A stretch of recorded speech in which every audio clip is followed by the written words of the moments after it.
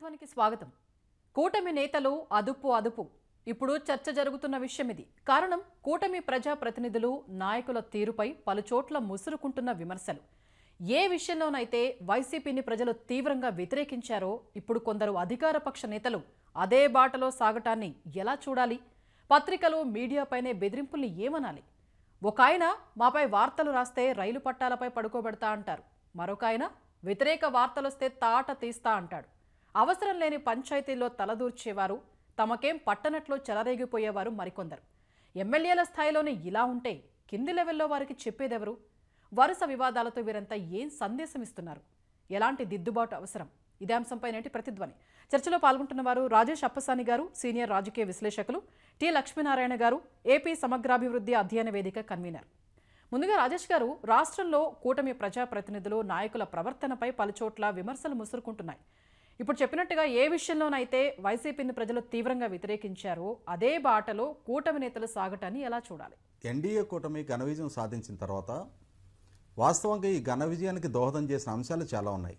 ఒకటి, 5 సంవత్సరాల జగన్మోహన్ రెడ్డి గారు సృష్టించిన విధ్వంసంతో విసిగి వేశారున్న ప్రజలు ఎన్డీఏ కూటమి వర్సెస్ జగన్మోహన్ రెడ్డి గారు జరిగిన ఎన్నికల్లో ఎన్డీఏ కూటమి వైపు ఒక స్పష్టమైన నిర్ణయంతో వాళ్ళు ఎన్డీఏ కూటమి వైపు మొగ్గటం జరిగింది. కానీ మొన్నటి ఎన్నికల్లో దక్కిన విజయం తమ ఘనతగానే ఫీల్ అవుతున్న చాలామంది శాసనసభ్యులు, అంటే ప్రజలు ఏరికోరి ఈ కూటమిని ఎన్నుకున్నారు, వాళ్ళ భవిష్యత్తు, వాళ్ళ బిడ్డల భవిష్యత్తు, రాష్ట్ర భవిష్యత్తు తీర్చిదిద్దగలిగిన ఆప్షన్గా ప్రజలు కూటమిని ఎంచుకున్నారు అనే విషయాన్ని మర్చిపోయి ఈ గెలుపు తమ వీరత్వంలాగా, తమకు దక్కిన విజయంలాగా ఫీల్ అవుతూ ఉన్న కొంతమంది శాసనసభ్యులు ఈరోజు ప్రజల నుంచి మాకు ఇంతటి మెజార్టీతో ఈ విజయం దక్కింది కదా అని చెప్పని ఒక రకమైన అతిశయాన్ని తమకు విజయం కట్టబెట్టిన ప్రజల మీద ప్రదర్శిస్తూ ఉన్నారు. ఎన్నికలకు ముందు వరకు జగన్మోహన్ రెడ్డి అకృత్యాన్ని ప్రశ్నించిన మీడియా, జగన్మోహన్ రెడ్డి చేసిన ప్రతి తప్పుని సమాజానికి ఎత్తి చూపుతూ వచ్చిన మీడియాని ఈరోజు ఒక అంటే ఘన విజయం దక్కించుకున్న ఎన్డీఏ కూటమి శాసనసభ్యులు కూడా అదే మీడియాని ఆ రోజు జగన్మోహన్ రెడ్డి ఎలా అయితే బెదిరించి ఒక రకంగా కట్టడి చేసే ప్రయత్నం చేశారో అదే విధమైన వైఖరి ఇప్పుడు ఈ కూటమి శాసనసభ్యులు కూడా ప్రదర్శించడం అనేది 100% ఆక్షేపణీయం. గుమ్మనూరు జయరాం గారి నిన్నటి మీడియాతో మాట్లాడిన తీరు, బెదిరిస్తూ మాట్లాడిన తీరు, మళ్ళీ కొంతవరకు దిద్దుబాటు చర్యలకు పాల్పడుతూ మళ్ళీ ప్రెస్ మీట్ పెట్టి నేను ఒకరిద్దరు ఛానల్స్ వారిని తప్పించి మిగిలిన వారిని ఆ విధంగా కష్టపెట్టుంటే క్షమాపణ చెప్తున్నా అని చెప్పని కండిషనల్గా క్షమాపణ వ్యక్తం చేయటం, అంటే అన్కండిషనల్గా క్షమాపణ కోరటానికి కూడా వాళ్ళ అతిశయం అంటారా, వాళ్ళ ఇగోను వాళ్ళని అంటే వాళ్ళకి పర్మిట్ చేయటంలా, వాళ్ళ నియోజకవర్గాల పరిధి వాళ్ళకు ఒక సామంత రాజ్యాల్లాగా, వీళ్ళు ఒక రాజుల్లాగా చలమణవుతూ ఉన్నారు. ఇది ప్రజాస్వామ్యంలో ఎట్టి పరిస్థితుల్లో ప్రజలు ఇటువంటి వైఖరిని సమర్థించాలనేది గతంలో జగన్మోహన్ రెడ్డి గారి పాలనా హయాంలో ఏ విధమైన అనుభవాన్ని ప్రజలు చూస్తున్నారో అదే విధమైన అనుభవాన్ని ఇప్పుడు వీళ్ళు కూడా ప్రజలకు పరిచయం చేస్తున్నారు అనేది వాస్తవం. లక్ష్మీనారాయణ గారు, అధికారంలోకి వచ్చి 6 నెలలు కాకుండానే వరుసగా ఇన్ని వివాదాలు అని ప్రజల్లో చర్చ జరుగుతోంది. దీనికి మీరేమంటారు? మనం పార్లమెంటరీ ప్రజాస్వామ్యాన్ని, ఎన్నికల ప్రజాస్వామ్యాన్ని ఎంపిక చేసుకున్నాం. గత ప్రభుత్వం ప్రజాస్వామ్య హక్కులను హరించింది. చట్టసభలకు కూడా మీడియా ప్రతినిధులను అనుమతించకుండా కట్టడి చేసింది. పత్రికా స్వేచ్ఛను కాలరాయడానికి ఏకంగా ఉత్తర్వులే జారీ చేసింది. వాళ్ళ మీద కేసులు పెట్టమని కూడా అందులో ఆదేశించారు. ఒక రకమైనటువంటి నియంతృత్వ పోకడలతో ఆ ప్రభుత్వం పాలన సాగించింది కాబట్టే ప్రజలు స్వేచ్ఛను కోరుకున్నారు, ప్రజాస్వామ్య హక్కులను కోరుకున్నారు, ప్రభుత్వాన్ని మార్చుకున్నారు. కానీ ఈ వ్యవస్థలో అధికారంలోకి వచ్చినటువంటి ప్రతి ఒక్కరూ దానికి చైతన్యయుతంగా ప్రజా తీర్పును గౌరవించినప్పుడే కాదు, దాన్ని అమలు చేసినప్పుడు మాత్రమే ప్రయోజనాలు వనగూడుతాయి. చట్టసభలోకి, శాసనసభలోకి గత ప్రభుత్వం మీడియాను కట్టడి చేస్తే, నిషేధిస్తే ఈ ప్రభుత్వం రాగానే అనుమతించింది. సభా సమావేశాలని, వార్తలని సేకరించుకోవచ్చు, ప్రసారం చేసుకోవచ్చు అని ఒక విస్పష్టమైనటువంటి సంకేతాన్ని ప్రజలకు పంపించారు. దాన్ని శాసనసభ సభ్యులే లేదా మంత్రులే గౌరవించకపోతే, పాటించకపోతే అది అపచారం చేసిన వాళ్ళే అవుతారు ఈ సమాజానికి, ప్రభుత్వానికి కూడా. ఇవాళ సుపరిపాలన ప్రజలు కోరుకుంటున్నారు. మరి ఇప్పుడు వచ్చినటువంటి ఈ ప్రభుత్వంలో భాగస్వాములుగా ఉన్న శాసనసభ్యులు ఇసుక మాఫియాని, మద్యం మాఫియాని, ఇతర మాఫియా కార్యకలాపాలను కొనసాగిస్తే వాటిని ఎత్తి చూపెట్టినటువంటి మీడియా ప్రతినిధులపైన అదిరింపులు, బెదిరింపులు, దౌర్జన్యం, మేము మీ అంతు చూస్తామనే హెచ్చరికలు ఇవి చేయడం కొనసాగిస్తే ఇక మార్పు ఎక్కడొచ్చింది అనే భావన ప్రజల్లో తప్పనిసరిగా వస్తుంది. ఈరోజు ఈనాడు ఒక ప్రముఖమైనటువంటి పాత్ర పోషించింది ప్రభుత్వ మార్పులో. ఆ ఈనాడు బాధ్యతగా ఆ ప్రతినిధులు, ఈటీవీ కావచ్చు, ఈనాడు ప్రతినిధులు కావచ్చు, ఇతర మీడియా ప్రతినిధులు కావచ్చు, ఎమ్మెల్యేలు వాళ్ళ అనుచరులు తప్పులు చేస్తే వాటిని ఎత్తి చూపెడితే దాన్ని ఆహ్వానించాలి, ఆత్మవిమర్శ చేసుకోవాలి. దానికి బదులు విలేకరులనే బెదిరిస్తే దాని అర్థం ఏంటి? దాన్ని ఎవరు కట్టడి చేయాలి? ఎమ్మెల్యేలైనా ఇతర చట్టసభ సభ్యులైనా వాళ్ళు నమ్రత పెరగాలి. ప్రజల పట్ల, మీడియా పట్ల బాధ్యతగా వ్యవహరించాలి. తప్పులుంటే ఎత్తి చూపెట్టండి, మేము సరిదిద్దుకుంటామనే నమ్రత ఉండాలి. నిర్మాణాత్మకమైనటువంటి ప్రతిపక్షంగా ప్రజల వాణిని వినిపించాల్సినటువంటి బాధ్యత మీడియా పైన పడింది ఈరోజు. ఆ మీడియా ప్రతినిధులు వాళ్ళ కర్తవ్యాన్ని వాళ్ళు నిర్వర్తిస్తుంటే ప్రజాప్రతినిధులుగా ఉండేటువంటి వాళ్ళు అదిరిస్తే నడుస్తుందా, చెల్లుతుందా? ఓకే, గమనించాల్సినటువంటి బాధ్యత ఉన్నదని నేను అభిప్రాయపడుతున్నా. ఓకే. రాజేష్ గారు, వైసీపీ 5 ఏళ్ల పాలనలో అవినీతి, అక్రమాలు, బంధుప్రీతి, దౌర్జన్యాలు, దురుసు ప్రవర్తన, అధికారులకు బెదిరింపు, చట్టాన్ని చేతిలోకి తీసుకోవడం, ఇవే పనుల్ని కొంతమంది కూటమి నాయకులు చేస్తున్నారనే ఆరోపణలు బలంగా వినిపిస్తున్నాయి. మీ పరిశీలన ఏంటి? మీరు చెప్పింది అక్షర సత్యం. ఎందుకంటే కొన్ని నియోజకవర్గాల్లో ఇవాళ రాష్ట్రంలో 175 నియోజకవర్గాల్లో అందరికందరూ అలా వ్యవహరిస్తున్నారు మనం చెప్పలేం. కానీ కొన్ని నియోజకవర్గాల్లో కొంతమంది సెలెక్టివ్ నాయకులు మాత్రం మద్యం షాపుల టెండర్ల సందర్భంగా గమనించాం, ఇసుక రవాణా సందర్భంగా గమనిస్తూ ఉన్నాం, బియ్యం అక్రమ రవాణా సందర్భంగా ఆరోపణలు ఎదుర్కొంటున్న వాళ్ళని గమనిస్తూ ఉన్నాం. తమకు వ్యతిరేకంగా వార్తలు రాశారనో, తమకు వ్యతిరేకంగా వార్తలు ప్రసారం చేశారనో మీడియాని బెదిరిస్తున్న వాళ్ళని చూస్తున్నాం. కాబట్టి ఏంటంటే ఈ విధమైన వ్యవహార శైలి ప్రదర్శిస్తున్న నాయకులు ఖచ్చితంగా ఎన్డీఏ కూటమికి కూడా మచ్చదేస్తూ ఉన్నారు. ఈ మధ్యకాలంలో మనం తిరువూరు నియోజకవర్గంలో కొలిక్పూడి శ్రీనివాస్ గారి అంశం వివాదాస్పదంగా మాత్రం చూస్తున్నాం. గుడివాడ నియోజకవర్గంలో తులసీబాబుని పెంచి పోషిస్తున్నారు అని చెప్పని వెనుగల రాము గారి మీద ఆరోపణ రావడం చూస్తున్నాం. అలాగే విజయవాడకి సంబంధించి ఒక నియోజకవర్గంలో మద్యం షాపుల ఏర్పాటు కూడా జరగలేదు, అలా జరగకుండా అక్కడ స్థానిక శాసనసభలో ఒక ఆయన కట్టడి చేశారు అని చెప్పని వార్తలు వింటూ ఉన్నాం. అంటే ఆయన అడిగిన వాటాలు ఇవ్వలేని పరిస్థితిలో ఆ నియోజకవర్గ వ్యాప్తంగా మద్యం షాపు ఏర్పాటు చేయకుండా పక్క నియోజకవర్గాలు ఏర్పాటు చేసుకున్నారని వింటూ ఉన్నాం. ఇలా రాష్ట్ర వ్యాప్తంగా కొన్ని నియోజకవర్గాల్లో ఎమ్మెల్యేల వ్యవహారశైలి చాలా వివాదాస్పదంగా మారుతూ ఉందనేది వాస్తవం. ముఖ్యమంత్రి గారి ప్రోగ్రాం నిర్వహణ కమిటీ చూసే పెందుర్తి వెంకటేష్ గారి కుమారుడు బహుశా రాజానగరం నియోజకవర్గ స్థానిక తెలుగుదేశం నాయకుడు, యువ నాయకుడు, యాక్చువల్గా అతను మాజీ శాసనసభ్యుడి కొడుకు. అతను అక్కడ స్థానిక ఈనాడు ప్రతినిధిని ఏ విధంగా బెదిరించింది మనం చూసాం. అలాగే మొన్న గుమ్మనూరు జయరాం గారి వ్యవహారశైలి, బొజ్జల సుధీర్ రెడ్డి గారి వ్యవహారశైలి కూడా ఎంత వివాదాస్పదంగా మారింది, మీడియాను ఏ విధంగా బెదిరించి దౌర్జన్యం చేసే ప్రయత్నం చేశారనేది చూస్తూ ఉన్నాం. కొద్దిమంది శాసనసభ్యుల ఈ వివాదాస్పద వ్యవహారి మొత్తం ప్రభుత్వానికి కూడా మచ్చదెచ్చే విధంగా ఉంది. కాబట్టి ప్రభుత్వ పెద్దలు 100% ఇటువంటి వాళ్ళని కట్టడి చేసి తీరాల్సిన బాధ్యత ఉందని ప్రజలు భావిస్తూ ఉన్నారు. లక్ష్మీనారాయణ గారు, ఇసుక, మద్యం, మైనింగ్ బదిలీలు ఇలాంటి వాటిల్లో ప్రభుత్వానికి మచ్చ తెచ్చేలా కొంతమంది ప్రజాప్రతినిధులు వ్యవహరించడాన్ని ఏమని అర్థం చేసుకోవాలి? మంగంపేట గ్రే వెరైటీస్ అన్నమయ్య జిల్లాలో ఉంది. అక్కడ వెంకటరెడ్డి గారి పైన విచారణ జరుగుతున్నది. పెద్ద ఎత్తున ప్రజలు కూడా ఆందోళన వ్యక్తం చేశారు, దాన్ని కొల్లగొడుతున్నారని. అక్కడ ఇప్పుడు పాలక పార్టీకి చెందినటువంటి వాళ్ళు దాన్ని సొమ్ము చేసుకోవాలని ప్రయత్నాలు చేస్తున్నారనేటువంటి మాటలు వస్తున్నాయి, విమర్శలు వస్తున్నాయి. ఇవాళ భూముల మాఫియా కూడా కొనసాగుతుంది ఏదో ఒక రీతిలో, ఏదో ఒక రూపంలో. ఆరోపణలు వస్తే పత్రికల్లో కానీ, ప్రసార మాధ్యమాల్లో కానీ, ప్రజల నుంచి కానీ వాటిపైన కూడా తీవ్రంగా స్పందించాలి ప్రభుత్వం. వాటిని విచారించాలి, నిగ్గుదేల్చాలి నిజాన్ని. బాధితులకి న్యాయం జరగాలి. నాకు 2 రోజుల క్రితమే ఒక మహిళ ఫోన్ చేశారు. ఆమె భర్త పెరాలసిస్తో బాధపడుతున్నారు, రిటైర్డ్ ఉద్యోగి. ఆ కుటుంబం యొక్క భూమి వాళ్ళ బంధువులు ఎవరో రాసిచ్చేశారు. డాక్యుమెంట్స్ అన్నీ వీళ్ళ చేతుల్లో ఉన్నాయి. కానీ అక్రమంగా తెలియకుండా రాసిస్తే రాయించేసుకున్నారట. పోలీస్ స్టేషన్కి వెళ్తే పోలీసులు కేసు తీసుకోలేదట.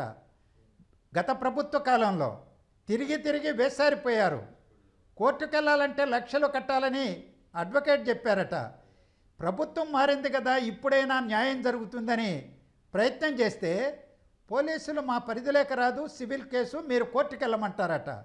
ఈరోజు కబ్జా చేసినటువంటి భూమి కాకపోవచ్చు, అది అక్రమంగా బంధువులే రిజిస్ట్రేషన్ చేసి ఉండవచ్చు, కానీ అది అక్రమ రిజిస్ట్రేషన్. నిజాన్ని నిగ్గుదేసి భూ హక్కుదారుడికి న్యాయం చేయాలి కదా. ఇలాంటి రాష్ట్రంలో కోకొల్లలు గత ప్రభుత్వ కాలంలో జరిగినటువంటివి. వాటిని సరిదిద్దుతామని చెప్తున్నారు. ఎప్పుడు సరిదిద్దుతారు? ఏ విధంగా సరిదిద్దుతారు?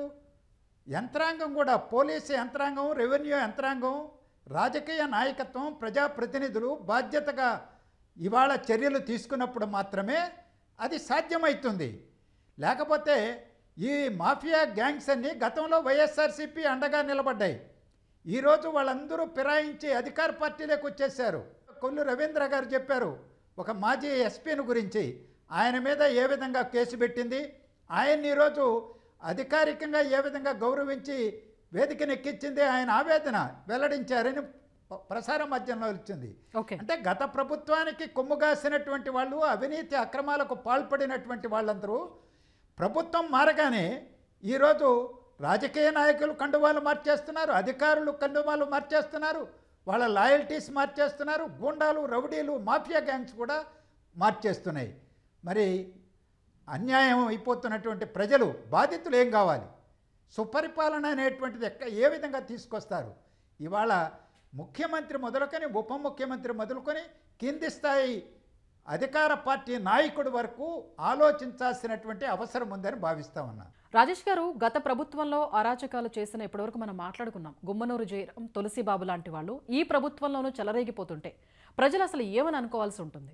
గత ప్రభుత్వ హయాంలో గుమ్మనూరు జయరాం గారు మంత్రిగా కొనసాగిన రోజుల్లోనే ఆయన మీద బెంచ్ కారు మంత్రి అని చెప్పని చాలా తీవ్రమైన ఆరోపణలు రావడం జరిగింది. ఆయన నియోజకవర్గ పరిధిలో భూముల ఆక్రమణకు పాల్పడ్డారు, అక్రమంగా రిజిస్ట్రేషన్ చేసుకున్నారు అని చెప్పని ఆయనకి ఇన్కమ్ ట్యాక్స్ డిపార్ట్మెంట్ వైపు నుంచి కూడా వాళ్ళ కుటుంబ సభ్యులందరూ కూడా నోటీసులు రావడం కూడా జరిగింది. అంటే ఆదాయ వ్యయాలకి మధ్య పొంతం లేకుండా ఆయన చాలా అక్రమంగా ఆస్తులు కూడబెట్టుకున్నారు అని చెప్పని విచారణ కూడా జరగడం జరిగింది. అదే సందర్భంలో తులసిబాబు కూడా జగన్మోహన్ రెడ్డి గారి పాలనా హయాంలోనే నాటి సిఐడి అడిషనల్ డీజీగా ఉండి ఆనాడు తెలుగుదేశం శ్రేణులు, జనసేన శ్రేణుల మీద విస్తృతంగా కేసులు నమోదు చేయించి భావప్రకటన స్వేచ్ఛను అణిచివేసి రఘురామకృష్ణరాజు గారు లాంటి నాటి వైసీపీ లోక్సభ సభ్యుడి మీద కస్టడియల్ టార్చర్కి కారకులైన పివి సునీల్ కుమార్ గారికి కుడిభుజంగా వ్యవహరించిన తులసిబాబు ఎన్నికలకు ముందు ఆల్ ఆఫ్ సడన్ గుడివాడ ప్రస్తుత ఎమ్మెల్యే వెనిగళ్ల రాముకి అనుయాయుడిగా మారిపోవటం, తన ఆధ్వర్యంలో అక్కడ ఇవాళ గుడివాడలో రాజకీయ కార్యకలాపాల్లో తను ఇన్వాల్వ్ అవ్వటం, అక్కడ అన్ని అకృత్యాలకి పాల్పడుతూ సెటిల్మెంట్లు, ఆక్రమణలు, మట్టి తరలింపు, ఇట్లా ఒక రకమైన ప్రభుత్వానికి ప్యారలల్గా ఒక వ్యవస్థనే నడుపుతున్న తీరు చూస్తేనే ప్రజలు ఆశ్చర్యపోతూ ఉన్నారు. అంటే ప్రభుత్వం మారింది, పార్టీలు మారాయి, పాలకులు మారారు, కానీ కొత్త సీసాలో పాత సారనే కనిపిస్తూ ఉంది అన్న అభిప్రాయం ప్రజల్లో వ్యక్తమవుతూ ఉంది. 100% ఇవాళ ఇటువంటి వ్యవహార శైలిని సమర్థించడానికి ప్రజలు సిద్ధంగా లేరు. మేము ఈ మధ్యకాలంలో మనం వింటూ ఉన్నాం, రాష్ట్ర బ్రాండింగ్ కోసం ప్రయత్నం చేస్తుంటే, పారిశ్రామికవేత్తలతో మాట్లాడుతుంటే, పెట్టుబడిదారులతో మాట్లాడుతున్నప్పుడు మళ్ళీ జగన్మోహన్ రెడ్డి వస్తే ఏంటి అని చెప్పనే ప్రస్తావన పదే పారిశ్రామిక వర్గాల నుంచి వస్తుంది అని చెప్పని నారా లోకేష్ గారు, చంద్రబాబు నాయుడు గారు చెప్తా ఉన్నారు. మరి అంటే జగన్మోహన్ రెడ్డి విధానాల పట్ల రాష్ట్రంలో ఉన్న ప్రజలే కాకుండా రాష్ట్రంలో పెట్టుబడులు పెట్టాలి అనుకునే పారిశ్రామికవేత్తలు కూడా విముఖంగా ఉన్నారు అనుకున్నప్పుడు ఇవాళ అదే విధానాన్ని కొనసాగిస్తున్న నాయకులు ఇవాళ ఎన్డీఏ కూటమిలో కూడా కొనసాగుతున్నప్పుడు అవే దౌర్జన్యాలు, అవే ఆక్రమణలు, అదే అవినీతి, అదేవిధంగా ప్యారలల్ వ్యవస్థలు నడిపిస్తూ ఉన్నప్పుడు 100% అది రాష్ట్ర బ్రాండింగ్కి కూడా మేలు చేసే అంశం కాదు. ఈ మధ్యకాలంలో చూసాం మనం రాయలసీమ థర్మల్ పవర్ ప్రాజెక్ట్ నుంచి యాష్ పాండ్ నుంచి సిమెంట్ ప్లాంట్లకి బూడిద తరలించే విషయంలో జమ్మలమడుగు ఎమ్మెల్యేకి అలాగే తాడిపత్రి ఎమ్మెల్యే వర్గాల మధ్య జరిగిన ఘర్షణ చూసాం మనం. సాక్షాత్తు ముఖ్యమంత్రి కార్యాలయం దాంట్లో ఇన్వాల్వ్ అయ్యి వాళ్ళ మధ్య చర్చలు జరిపి రాజీ చేయాల్సిన పరిస్థితులు చూసాం మనం. అంటే ఏ విధమైన సందేశం ఇస్తూ ఉన్నారు? పాలకుడిగా చంద్రబాబు నాయుడు గారు ఇటువంటి చర్యలు నేను సహించను, ప్రోత్సహించను అని చెప్పని పదే పదే ఆయన కట్టడి చేసే ప్రయత్నం చేస్తున్నారు. కానీ ఆయన చెప్తున్న మాటలు కూడా అవి అరణ్య రోధలుగానే మిగిలినట్టుగా మనం భావించాల్సి వస్తుంది. ఇప్పటికీ చాలామంది నాయకుల వ్యవహార శైలిలో ఏ విధమైన మార్పు కనిపించటంలా. లక్ష్మీనారాయణ గారు, వివిధ జిల్లాల్లో వైసీపీ నాయకుల వ్యవహార శైలి వల్లే ఆ ప్రభుత్వం పతనమైంది. ఇప్పటివరకు మనం డిస్కస్ చేశాం. చంద్రబాబు, పవన్ కళ్యాణ్ ఎంత బాగా పనిచేస్తున్నా కింది స్థాయి నాయకుల్ని కట్టడి చేయకపోతే ఎటువంటి పర్యవసానాలు ఎదుర్కోవాల్సి వస్తుంది? గతంలో జగన్మోహన్ రెడ్డి గారు మొదలుకొని కింది స్థాయి అధికార పార్టీ నాయకుడి వరకు శాసనసభ్యులు, మంత్రులు అందరూ కూడా ఆ అవినీతిలో భాగస్వాములు. దానివల్ల ప్రజలు విసిగిపోయారు. ఆ రోజు ఏం మాట్లాడడం లేదే, ప్రజలు రోడ్లపైకి రాలేదే అని విమర్శలు కూడా వచ్చినాయి. కానీ సమయం వచ్చినప్పుడు ఎన్నికల్లో ఎలాంటి ప్రజా తీర్పు వచ్చిందో మనం అందరం కూడా చూసాం. ఈరోజు 6 మాసాలు 7 మాసాలకే వాళ్ళ రాష్ట్రంలో మార్పు కోరుతున్నటువంటి ప్రజలకి ఊరట కలిగించేటువంటి, విశ్వాసం కలిగించేటువంటి తీరులో పాలన ఉండాలి అని మనమందరం కూడా కోరుకుంటున్నాం. నేను ఆ ప్రభుత్వంతో ఈ ప్రభుత్వాన్ని పోల్చడానికి సిద్ధంగా లేను. ఈరోజు ఈ ప్రభుత్వం అనేక అంశాలలో సానుకూలమైనటువంటి విధానాలని అమలు చేస్తూ ఉంది.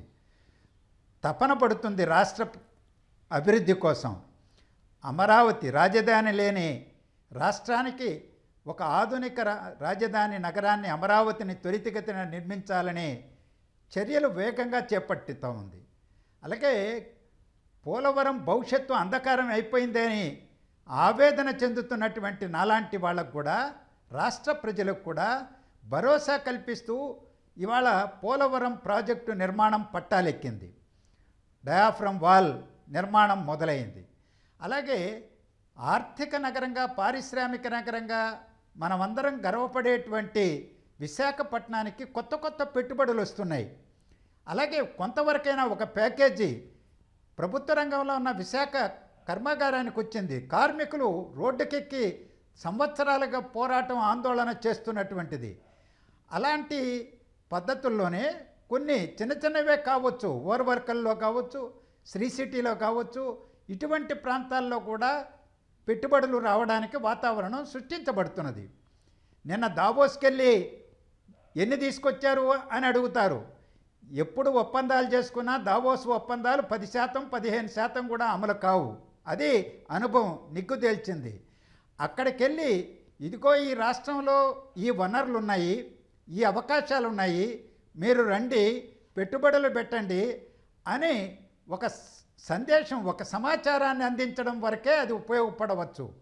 కానీ ఇక్కడ శాంతి భద్రతల సమస్యను పరిష్కరించకుండా, ఇక్కడ రాజకీయ నాయకుల యొక్క తీరుతెన్నులు, ప్రవర్తన మార్పు రాకుండా గత ప్రభుత్వ కాలంలో జరిగినట్టే, మేము ఎన్నికల్లో డబ్బులు ఖర్చు పెట్టాం, మేము ఇల్లు దీపం ఉండగానే ఇల్లు చక్కదిద్దుకోవాలన్న సామెతగా, ఈ అధికారం ఉన్నప్పుడే, ఎమ్మెల్యేలుగా ఉన్నప్పుడే, మంత్రులుగా ఉన్నప్పుడే డబ్బులు సంపాదించుకుంటాము అనేటువంటి ఆలోచన విధానం మారకపోతే ఆంధ్రప్రదేశ్ భవిష్యత్ ఏంటి అని ఈరోజు ఆందోళన చెందే పరిస్థితి రాకూడదని నేను కోరుకుంటున్నాను. ఓకే రాజేష్ గారు, మంత్రుల పేషీల్లో అవినీతి పరులను పెట్టుకోవటం వల్ల ప్రభుత్వానికి చెడ్డ పేరు వస్తుంది. ఈ విషయంలో ముఖ్యమంత్రి అందరికీ ఎటువంటి మెసేజ్ ఇస్తే బాగుంటుంది?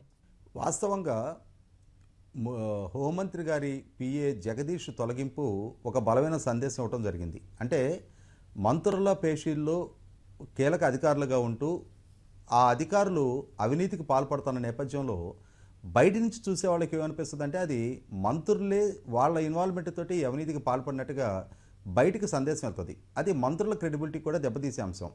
మంత్రుల క్రెడిబిలిటీ దెబ్బతింటే ఆటోమేటిక్గా ప్రభుత్వ ప్రతిష్ట కూడా దెబ్బతినే అంశం. కాబట్టి మంత్రులు తమ వ్యక్తిగత సహాయకులు తమ సిబ్బందిని ఎంపిక చేసుకునే సందర్భంలో సమర్థుల్ని, నిజాయితీపరుల్ని, అలాగే పారదర్శకంగా వ్యవహరించే వాళ్ళని ఎంపిక చేసుకొని తీరాలి. అలా కాకుండా ఇటువంటి టెయింటెడ్ వ్యక్తుల్ని వాళ్ళ కార్యాలయాల్లో ఎంపిక చేసుకున్న పక్షంలో 100% వాళ్ళ రాజకీయ భవిష్యత్తుకి పణంగా పెట్టబడుతుంది, వాళ్ళ వ్యక్తిగత ప్రతిష్ట మంట కలుస్తుంది. అదే సందర్భంలో ప్రభుత్వ ప్రతిష్ట కూడా మంట కలిపినట్టు అవుతుంది. కాబట్టి ముఖ్యమంత్రి చంద్రబాబు నాయుడు గారు వీటన్నిటి మీద దృష్టి పెట్టి అంటే గతంలోనే వారి కార్యాలయాల్లో గత ప్రభుత్వ ఛాయలు ఉన్నవాళ్ళు, గత ప్రభుత్వంలో పనిచేసిన అధికారులని నియామకం చేసుకోవద్దు అని చెప్పారు. కానీ ఇప్పుడు ఈ ప్రభుత్వ హయాంలో ఎంపిక చేసుకుంటున్న వాళ్ళు కూడా క్లీన్ ఇమేజ్ ఉన్న వాళ్ళని ఎంపిక చేసుకుంటున్నారు లేదని చెప్పని ఇంకొంచెం శ్రద్ధగా గమనించి అటువంటి వాళ్ళని నియామకం చేసుకోవడానికి ముఖ్యమంత్రి గారు మంత్రులకు సలహా ఇస్తే బాగుండేది. ఎందుకంటే ఇప్పుడు మంత్రివర్గంలో చేరిన వాళ్ళల్లో 17 మంది కొత్తగా మొట్టమొదటిసారిగా మంత్రులుగా ప్రమాణ స్వీకారం చేశారు. అందులో 10 మంది అయితే మొట్టమొదటిసారిగా శాసనసభ కూడా ఎన్నికైన ఒక రకంగా రాజకీయాల్లో సుదీర్ఘకాలం నుంచి ఉన్నా కూడా చట్టసభలకు ఎన్నికైన అనుభవం మొట్టమొదటిసారిగా వాళ్ళకి దక్కింది. ఇటువంటి పరిస్థితుల్లో సుదీర్ఘ పాలనా అనుభవం ఉన్న ముఖ్యమంత్రి చంద్రబాబు నాయుడు గారు ఇటువంటి మంత్రులకి కానీ అలాగే కొత్తగా ఎన్నికైన శాసనసభ్యులు కూడా కొంతవరకు మార్గనిర్దేశనం చేసే విధంగా, అంటే ఏదో ఒక ఇన్సిడెంట్ బయటకు వచ్చినప్పుడు వాళ్ళని హెచ్చరించి ఈ విధమైన సంఘటనలు పునరావృతం కాకుండా చూడండి అని చెప్పాను, లేదు క్రమశిక్షణా సంఘాల ముందుకు పిలిపించి ఇటువంటి చర్యలకు పాల్పడొద్దని చెప్పని హెచ్చరించడం కాకుండా ఓవరాల్గా అందరినీ ఒకసారి ఒక దగ్గర కూర్చోబెట్టి పదే పదే ఇటువంటి సంకేతాలు మీ వైపు నుంచి అంటే ఈ విధమైన ఉల్లంఘనలు, ఈ విధమైన దౌర్జన్యపరమైన అంశాలు, ఈ విధమైన అవినీతిపరమైన అంశాలు ప్రజల్లో చర్చనీయాంశంగా మారటం అనేది మీ వ్యక్తిగత ప్రతిష్ట దెబ్బతింటమే కాదు, ఓవరాల్గా పార్టీది ప్రభుత్వం కూడా ప్రతిష్ట పరంగా పెట్టబడుతుంది. కాబట్టి మీ ప్రవర్తన చక్కదిద్దుకొని తీరాలి. లేని పక్షంలో ప్రభుత్వ పరంగా పార్టీ పరంగా కఠినమైన చర్యలకు మేము సిద్ధంగా ఉన్నామని చెప్పని ఒక బలమైన సంకేతం ఇచ్చి తీరాల్సిన అవసరం ఉంది. ఓకే, లక్ష్మీనారాయణ గారు, పాలనను తిరిగి గాడిలో పెట్టడం మంచిదైనా రాజకీయాన్ని నిర్లక్ష్యం చేయటం వల్ల పార్టీ నాయకుల్లో విచ్చలవిడితనం పెరిగిపోతుందన్న విమర్శలపై మీరేమంటారు? ఆంధ్రప్రదేశ్లో ఇవాళ ఉన్నది కూటమి ప్రభుత్వం అమ్మ. TDP, Janasena, BJP. రాజేష్ గారు ఒక ఘటన ప్రస్తావన చేశారు. రాయలసీమ థర్మల్ పవర్ స్టేషన్ దగ్గర 2 రాజకీయ నాయకులు తగాదా పడింది. ఒక ఆయనేమో బీజేపీ శాసనసభ్యుడు, ఇంకొక ఆయనేమో టీడీపీ శాసనసభ్యుడి వాళ్ళ బంధువు, అలాగే టీడీపీ నాయకుడు. 2 పార్టీల నేతలు తగాదా పడ్డారు బూడిద కోసం. ఆర్టీపీపీ దగ్గర బూడిదని ఎవరు రవాణా చేసుకోవాలి, దాన్ని ఎవరు అమ్ముకోవాలనే దానిపైన. అది సున్నితమైంది. ఎందుకంటే ఒక పార్టీ నేత అయితే వాళ్ళ పార్టీలు వాళ్ళు పిలుస్తారు, దండిస్తారు. అందులో పార్టీల సమస్యగా కూడా మారుతున్నది. అలాగే కొన్ని చోట్ల తెలుగుదేశం, జనసేన పార్టీ శ్రేణుల మధ్య, నాయకుల మధ్య వివాదాలు వస్తున్నాయి. కొన్ని చోట్ల టీడీపీ, పెద్ద పార్టీగా ఉన్న టీడీపీ నాయకుల మధ్యనే పులివెందల్లో జరిగింది అదే. 2 వర్గాలు కూడా టీడీపీ నాయకులే. పంపకాల కాడ మాకంటే మాకు అని తగదా వీధికెక్కారు, జుట్లు పట్టుకునే పరిస్థితి. రాష్ట్రంలో వివిధ ప్రాంతాలలో ఇలాంటి ఘటనలు మనం చూస్తున్నాం. కూటమి ప్రభుత్వం అనేది చాలా బ్యాలెన్స్డ్గా, సున్నితంగా, అత్యంత బాధ్యతాయుతంగా, వివాదరహితంగా చర్యలు తీసుకున్నప్పుడు, విధానాలను అమలు చేసినప్పుడు మాత్రమే మనుగడ ప్రశ్నార్థకం కాకుండా ఉంటుంది. ఈరోజు పై నాయకులు ఎంత ఐక్యంగా ప్రతి సందర్భంలో కూర్చొని మాట్లాడుకుంటున్నా కింద శ్రేణుల మధ్య ఐక్యత లేకపోతే కూటమి ఈ ప్రభుత్వం ఏ విధంగా సజావుగా ప్రజలకు సంకేతం ఇస్తుంది? ఒక సానుకూల సంకేతాన్ని. అందువల్ల ఒకవైపునేమో కేంద్రం నుంచి నిధులు తీసుకురావడానికో, లేకపోతే రాష్ట్రంలో పెట్టుబడులు సాధించడానికో, రాష్ట్ర అభివృద్ధిని సాధించాలనేటువంటి తపన ఒకవైపున పైన వాళ్ళు పడుతుంటే, కింద వాళ్ళు ఈ విధమైనటువంటి అరాచకాన్నే కొనసాగిస్తే, అవినీతికి చర్యలకు కొనసాగిస్తుంటే చాలా ఇబ్బందికరమైనటువంటి పరిస్థితి రాజకీయంగా కూటమి ప్రభుత్వం ఎదుర్కోవాల్సి వస్తుంది. అది రాజకీయ పార్టీలకు నష్టం కావచ్చు, నేను ఐ డోంట్ కేర్.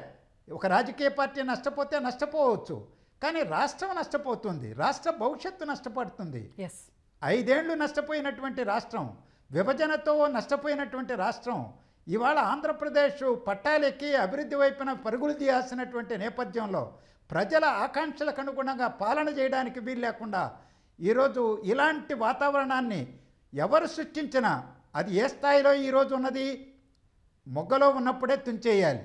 అది మానైనాక వంచడం చాలా కష్టం. 6 మాసాల్లోనే కదా మేము ఇంకా చూస్తున్నాం, చర్యలు తీసుకుంటాం, ఆగండి అంటే కుదరదు. గత ప్రభుత్వంలో చేసిన నేరాలకి, నేరస్తులకి శిక్షలు వేయమని ప్రజలు డిమాండ్ చేసే పరిస్థితి కూడా ఉంది. మరి ఈ ప్రభుత్వంలో ఉన్నటువంటి భాగస్వామ్య పార్టీల నాయకులు, శాసనసభ్యులు, ఇతరులు తప్పులు చేస్తే ప్రజలు క్షమిస్తారా? ఆలోచించుకోవాలని నేను కోరుతున్నాను. ఓకే, ధన్యవాదాలండి రాజేష్ గారు, లక్ష్మీనారాయణ గారు. ఇది ఇవాల్టి ప్రతిధ్వని.